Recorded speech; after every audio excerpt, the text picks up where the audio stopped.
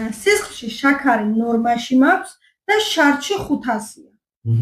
რამ შეიძლება გამოიწვიოს ეს ცვლილება? ანალიზებით წამლებს არ საჭიროებსო ექიმმა. ინსულინ რეზისტენტობის პირველი ერთ-ერთი ასევე დამახასიათებელი ნიშანი.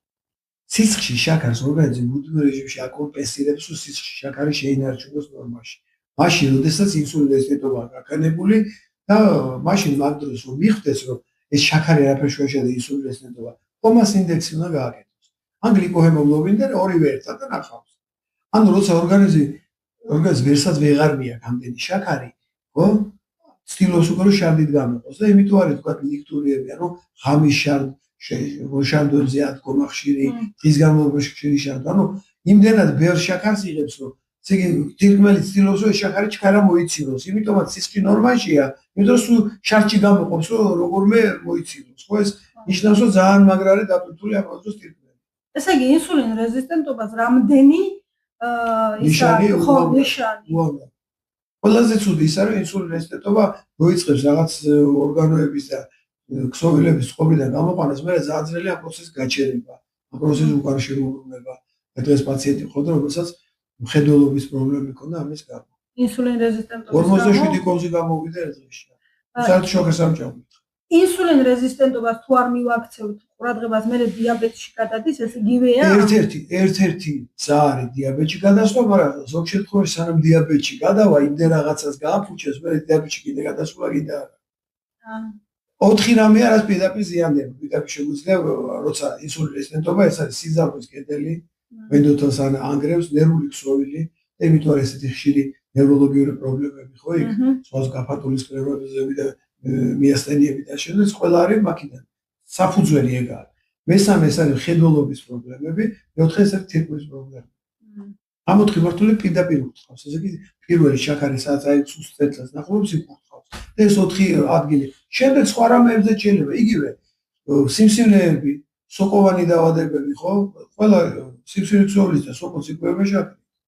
ხო, მივხვდი რომ სწორი კვება ყოფილა ჯანმრთელობა. ანუ აუცილებლად. ხო, ადრე ხო ამდენნაირი სახება ყოველ დღე რო რაღაც ტექნოლოგიურად დამუშავებულს, ნაირ ტკბილეულს, ნაყინს, ყავას, ესე ხო არ ვჭამდა. ჩემ ბავშვობაში ასე არ ეხლა უკვე რატო არის ყველა ჩუმად? ხა რამდენჯერ კითხეს. თუ ესეთი სიტუაცია თავრობა ხმას რატო არის გქონდა? სოფლიო ხმას არის. თავრობას. აი ორი თავრობა კი არა, აქ გლობალური პრობლემა. ბევრმა ადამიანმა ეთყობა არც იცის.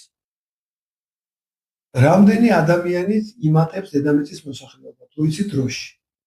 ბოლო მონაცემებით ყოველ 4 დღეში 1 მილიონი ადამიანი. ეს არის პოზიტიური ნამატი. ანუ დაბადებულსა და გარდაცვლილებს შორის. სუფთა ნამატი არის 1 მილიონი ადამიანი ყოველ 4 დღეში.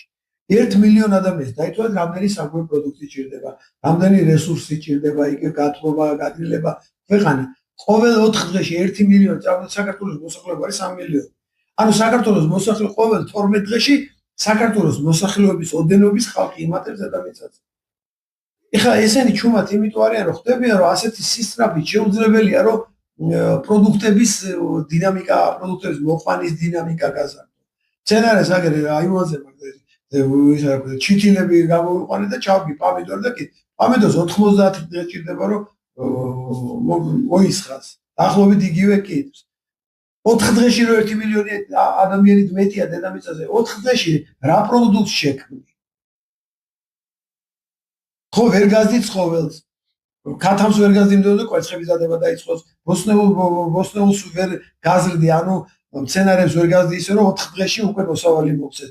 ანუ ხდებიან რომ ადამიანების რაოდენობა იმდენად ჩქარა იზრდება, რომ ტემპში კაცობრიობა ვერ ეწევა პროდუქტების. უნდა დავამატოთ ხელოვნური საკვები ესე. ეს ზუსტად ამიტომ ჩუმად არიან, იმიტომ რომ ხელოვნური უსვათ შეიძლება დაამზადოს. ხელოვნურ საკვებს 4 დღეც არ უნდა. რამდენიმე საათი შეიძლება თუ ნანახი რამდენი ვიდეო დავდე. ზეხვეული როგორ კეთება ჩიფსები, როგორ ჩასწავლე რაღაცა მასებს ერთმანეთში გაურევენ, გაატარებენ სადღაც და 15-20 წუთში გამოდის გამზადებული პროდუქტი. ანუ 4 დღეც არ ჭირდება. ხო, მე ვნახე. ანუ ეს არის გლობალური სიტუაციების გარკვეული ხრივ გადაჭრა და ამიტომ არის რომ ბევრ რაღაცაზე სამყარო ჩუმადაა.